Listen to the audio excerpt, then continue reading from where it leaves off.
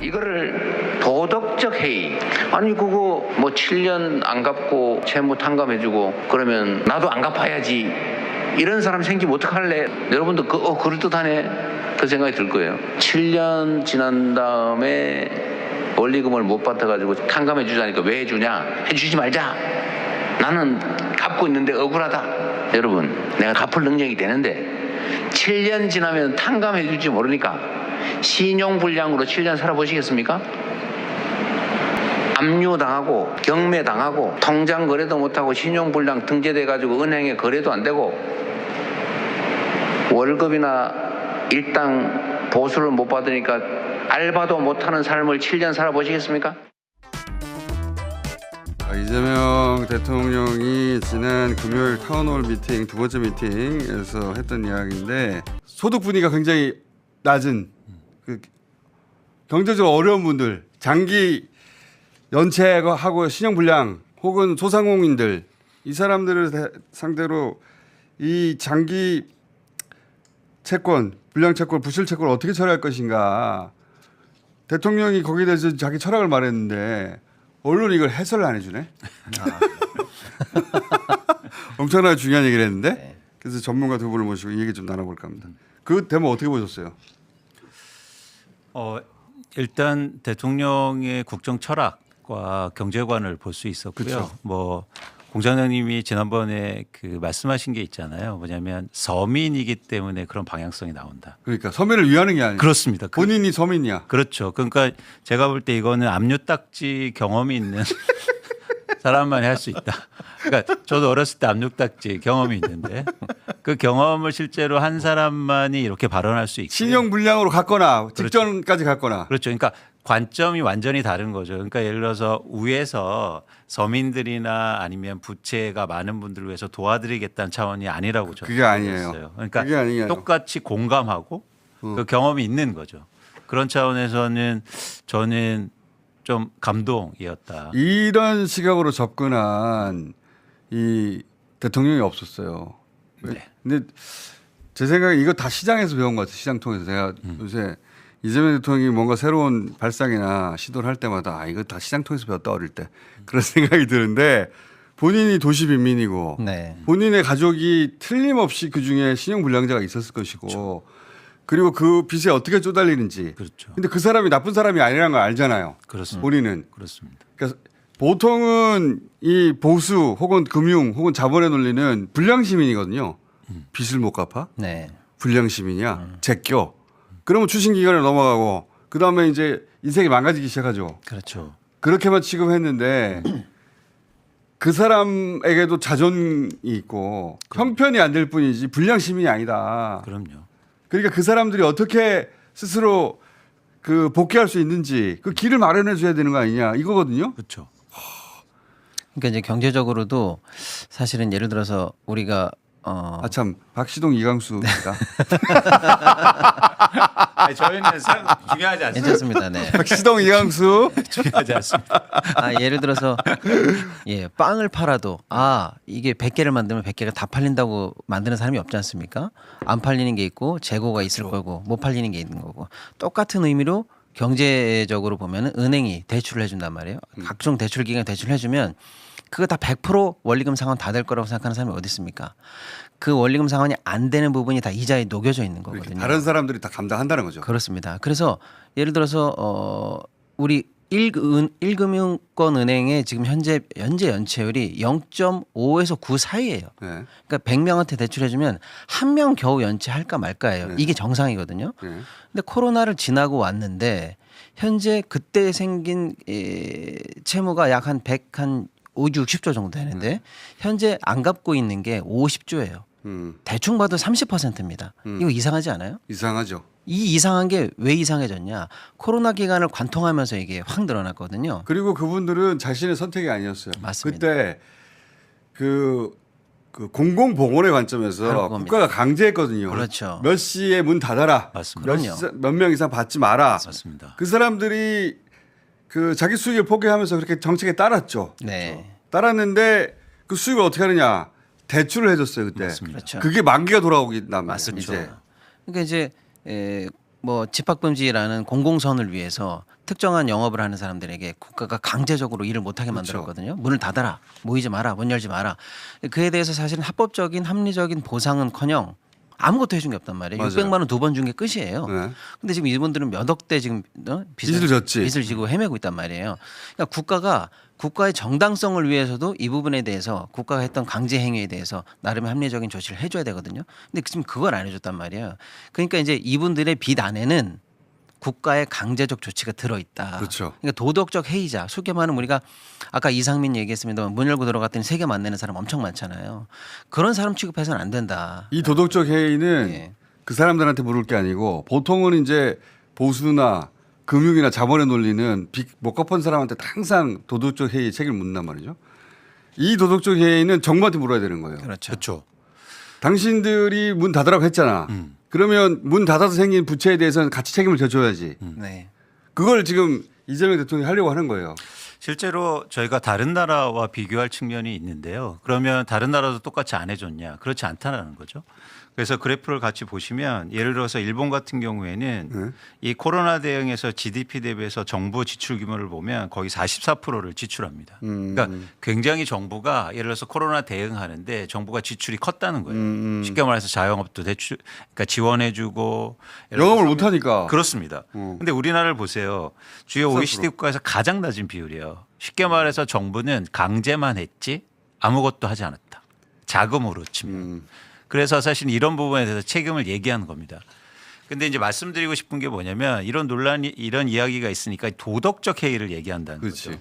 근데 뭐 다시 말씀드리겠지만 전 이 지점에서 이재명 대통령께서 그러니까 물론 아까 그런 어떤 반대 측면에서 이제 이해한 분도 있지만 경제적으로 정확하게 굉장히 중요한 지점을 지적했어요. 뭐냐면 도덕적 해이는 무임승차가 가능할 때만 도덕적 해이가 발생합니다. 그러니까 내가 거기에 진입하기 위해서 돈이 안 들어갈 때만 도덕적 해이가 발생해요. 그런데 7년 이상의 내가 채무를 안 갚아서 엄청나게 어려움이 많단 말이죠. 신용불량자예요. 그렇죠. 그 비용을 얘기하신 거예요. 정확하게. 당신 해보겠느냐. 그건 뭐냐면 이 도덕적 해이가 일어나기 위해서 무임승차가 가능한 게 아니에요. 도덕적 해이를 말하기 전에 그 사람들이 7년간 신용불량자를 경험해야 돼요. 그렇죠. 그렇죠. 근데 이게 공짜냐고 말이 안 그렇습니다. 되잖아. 무임승차가 아니라는 무임승차가 거죠. 아니지. 비용이 훨씬 큽니다. 네. 그러니까 저는 그런 방향성도 중요하지만 사실 이런 경제적인 현상과 문제를 정확하게 인지하고 있다. 그러니까 보통 이렇게 얘기하면 아주 쉽게 돈 빌리는 거 갚아야지. 그럼 맞아요. 그런데 빌린 돈을 갚지 못할 형편이 발생할 수 있어요. 네. 그렇죠. 그 형편은 그 사람이 나는 돈을 빌렸지만 갚지 말아야지 하고 도덕적 해이가 발생해서가 아니라 자기는 이 신용 불량을 겪고 있음에도 갚을 수 없는 경제적 형편이 있을 수 있어요. 그렇죠. 그런 사정이 있을 수 있다고 그런 가정이 있고 그 사람들은 도덕이 문제나 양심이 문제가 아니고 형편이 안 되는 거거든요. 네. 이 사람들한테 복귀할 길이 없는 거예요. 그렇죠. 그걸 열어주자는 거지. 네. 그렇죠. 그렇습니다. 그러니까 도덕적 해이를 갖다 대는 것은 이거는 자본의 논리고 금융의 논리예요. 그리고 좀 더 한 발 더 나가서 실제로 자본의 논리로 봐도 이런 사람들 굳이 하는 게 시스템이에요. 그리고 그 사람들이 그렇게 해서 정상적으로 세금 내고 맞습니다. 카드 쓰고 그 경제 활동에 복귀하는 게 낫죠. 경제적으로도. 당연하죠. 그러니까 이번에 지금 구제되는 분들 대충 보면 약 한 113만 4천 명 정도 되는데 쉽게 말하면 지금 113만 명이 사실은 거의 파산 지경에 이르렀기 때문에 경제적으로 보면은 거기가 구멍이에요. 그렇죠. 무활동 구간입니다. 근데 이분들을 양지로 끌어내서 쉽게 말하면 최저임금에 해당하는 알바만 하더라도 그게 경제적으로 돌아오는 거거든요. 그게 훨씬 낫잖아요. 당연하죠. 그렇죠. 네. 예. 그렇죠. 그리고 금융기관도 부실 채권도 정리되고 그렇죠. 그렇습니다. 훨씬 나은데 우리가 이게 수십 년 동안 항상 보수가 말하는 자본과 금융의 논리만 머리 입력되다 보니까 맞습니다. 아니 그럼 자기가 패가망신하고 그 자기 자손한테 물려주더라도 어쨌든 자기가 그냥 책임져야지 끝까지. 그렇죠. 그러니까 그 사회적 페인으로 살라는 거예요 그게. 그렇습니다. 그러니까 실제로 그러니까 우리가 쉽게 생각하면 빚을 낸 사람이 왜 안 갚냐, 뭐 단순하게 이 논리지 않습니까? 네. 그런데 지금 우리나라, 그러니까 우리뿐만 아니라 모든 자본의 논리가 어떤 식으로 구성됐냐면 은행이 돈을 못 갚잖아요. 그럼 그 채권을 묶어서 네. 삼자한테 팝니다. 그렇죠. 추신기관에 그러면 추신기관이 진짜 사력을 다해서 그렇죠. 그 산 가격보다 높게 받아내려고 엄청나게 노력을 해요. 그러면서 이제 인권 침해가 일어나고 그렇습니다. 사람을 괴롭히고 뭐 깡패가 등장하고 막 그러는 거죠. 그렇습니다. 그러니까 이게 자본의 논리가 아니고요. 뭐라고 얘기할까요? 엄청나게 내혹한 그런 현실이거든요. 자본의 논리가 아니라 이건 금융기관까지는 자본의 논리예요. 그렇죠. 예. 근데 이게 부실화되면은 금융기관이 이제 그거를 팔아버리죠. 그렇죠. 그런 다음에는 이제 인간 사냥이 시작되는 거예요. 맞습니다. 맞습니다. 사람을 쥐어짜서 뭐 장기 매매니 다 거기서 나온 얘기거든요. 맞습니다. 그 사람들한테 길을 터주자는 거예요. 복귀할 수 있는. 그러니까 이런 정책이 특히 이제 청년 세대가 반대가 할 가능성이 높죠. 그러니까 나는 청년 세대가 가장 반겨야 할 이게 정책이거든요. 그렇죠. 지금 어떤 상황이냐면 20대 청년 자살률이 하루에 4명씩 자살이 한국에서 이루어지고 있습니다. 근데 거기에서 직접적인 원인을 알 수 없지만 사실은 20% 이상의 원인이 사실 부채 관련된 문제예요. 그러니까 너무 일찍부터 빚쟁이가 되더라고 요즘 세대는. 맞습니다. 그 등록금부터 시작해가지고. 그러니까 이 두 가지가 저는 부동산 정책과 이 부채 탕감이 연결돼 있다고 보는 거예요. 그러니까 무슨 얘기냐면 빚으로 이루어진 사회를 더 이상 내가 방치하지 않겠다. 거기 이면에 또 하나 뭐냐면 빚으로 고생하고 어려움을 겪는 사람의 탕감해주겠다. 이게 사실은 저는 연결돼 있다고 보거든요. 그래서 왜 그 정책 담당자도 똑같지 않습니까? 그러니까요. 대통령이 이런 말을 하는 게 굉장히 중요한 것 같아요. 네. 대통령이. 그러니까 경제적으로는 이게 사실은 당연한 거예요. 예를 들어서 사람이 태어나고 축복하고 막 그러잖아요. 근데 그런 면만 있는 게 아니지 않습니까? 생애 끝에 가서 암 걸리고 돌아가시고 장례까지 치르는 게 평생 승승장구만 하냐고. 그게 하나의 사이클이잖아요. 네. 자본도 마찬가지입니다. 뭐 잘 먹고 잘 사는 것만 사이클이 있는 게 아니고요. 반드시 그 끝에 빚을 못 갚는 파산하는 쪽이 나오게 돼 있어요. 네. 거기를 청소라는 표현 이상하지만 한번 딱 걸러내고 청산이라고 청소해서 하죠. 청산해서 다시 양질을 올리거나 그러니까 은행 같은 경우에도 마지막에 연체 채권이 있다 그러면 소각하거나 하는 것까지가 한 사이클이에요. 그러니까요. 그 부분은 분명히 있는 건데 거기서 그동안 수많은 인권 침해라든지 뭐 끈질긴 이제 추심이라든지 이런 게 있었거든요. 그래서 그분들이 살아나지 못하게 만들었어요. 근데 이거를 다시 재생을 통해서 살려내는 게 가장 자본주의적인 사이클이기도 해요. 근데 이제 마지막에 비판받는 게 뭐냐면 그러면 갚은 나는 뭐가 되느냐. 그렇지. 이 부분의 차이인데 이번에 그럼 잘 보시면 7년 이상의 장기 채권이고 5천만 원까지예요. 그럼 이 왜 7년이고 왜 5천만 원이냐? 이게 사실은 저는 굉장히 아주 세밀하게 들어갔다고 보는데 그동안 우리가 연체 정보가 공유되는 최장 기간이 신용정보위원회에서 7년이에요. 그거 넘으면 어차피 파산 가능합니다. 그러니까 이런 말씀 좀 뭐하지만 자본주의적으로는 이미 파산이 가능한 사람들이라는 경제적으로 거예요. 사라진 사람들이에요. 예, 그래서 7년이에요. 그렇죠. 그다음에 네. 5천만 원은 뭐냐면 이런 쪽 신용회복위원회 저 채무 못 갚아서 죽을 것 같아요라고 채무 조정 신청을 하는 평균 금액이 4,456만 원이에요.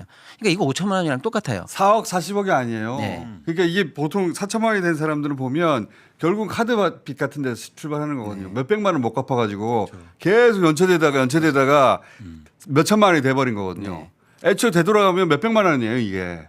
예. 빚으로 여기까지 온 거라고. 어마어마하게 도덕적으로 문제 있고 나는 갚았는데 쟤는 왜 안 갚아의 그 경계선이 사실은 좁거나 우리가 이해가 되면 상대적으로 불만이 덜할 수 있는데 바로 그 지점입니다. 오해하지 마시라는 게 이미 파산까지 몰리기 직전인 사람 그리고 최소한 제 채무 좀 조정해 주시면 안 돼요라고 늘 우리한테 지금도 제도적으로 신청해 오는 그 평균 금액 그거예요.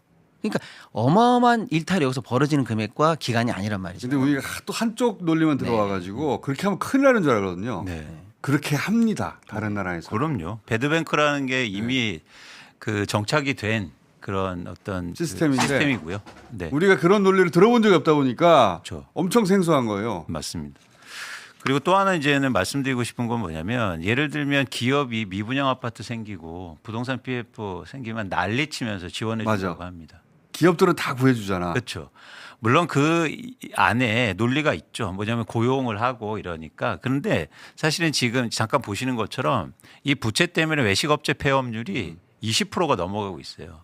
근데 결정적으로 고용이나 우리나라의 가장 큰 내수에 영향을 미치는 건 사실은 자영업자 분들이거든요. 그런 차원에서 예를 들어서 기업을 지원할 때는 아무 말 안 하다가 개인을 지원해 보면 도덕적 해이다? 이런 얘기를 한다는 게 좀 말이 안 되죠. 그렇죠. 그렇죠. 그래서 저는 이게 패자 부활이 가능한 대한민국이 돼야 되거든요. 이거를 사회학자들이나 이론가들이나 시민단체가 아니라 대통령이 말한다는 게 중요한 거예요. 그게 통쾌한 지점입니다. 네. 그 전에 이 언론들이 주로 이제 금융기관, 이게 금융기관의 논리잖아요. 빚은 무조건 갚아야지. 자본의 논리고 보수의 논리거든요. 빚쟁이는 불량 시민이야. 너희들은 퇴출이야. 신경 안 쓰는 거거든요. 퇴출당한 시민들은 너 숫자가 되건 말건 불량이야, 불량. 너희들도 불량되면 안 되니까. 그러면서 빚 갚아, 빚 갚아. 이거를 이제 그 일종 협박의 수단으로 쓰는 거죠. 예? 너희들 빚 못 갚으면 저런 인생 되는 거야. 네. 이거밖에 안 들어봤어요. 우리가 수십 년간. 근데 대통령이 그렇지 않아. 그 사람들이 사회 복귀할 길이 있어. 그렇죠. 이렇게 대통령이 말해주니까 얼마나 좋아요. 그렇죠. 와러 원더풀 프레지던트. 그러니까 지금 방금 이광수 대표님 너무 좋은 말씀 해주셨는데 이번 추경에 그 건설 관련해서 위기 건설 사업장 살리겠다고 들어간 돈이 최소한으로 그 사업장에 들어가는 돈이 6,500억이에요. 근데 이번에 살리겠다고 113만 명한테 쓰는 돈이 4천억입니다. 그러니까 액수로 따지면은 4천억 얼마 안 써서 돼요, 또. 수백만 명이 살아나는데 그 사업장 살리는데 6,500억 들어가요. 그러니까. 근데 이 6,500 넣는 거에 대해서 그 사람들이 사업성 평가 잘못해가지고 스스로 말아먹은 사업장에다가 우리가 돈 왜 넣냐 이런 얘기하는 사람 없잖아요. 아니 그 부동산 네네. 그 건설업체들 망하기 직전에 얼마나 많이 살려줬어요. 네. 맞습니다. 그러니까 저는 이번에 이재명 대통령이 명확하게 메시지를 줬다고 봅니다. 누구를 위한 정치고 누구를 위한 정부인가. 자 박수 치고 자, 퇴장해 주세요. 감사합니다.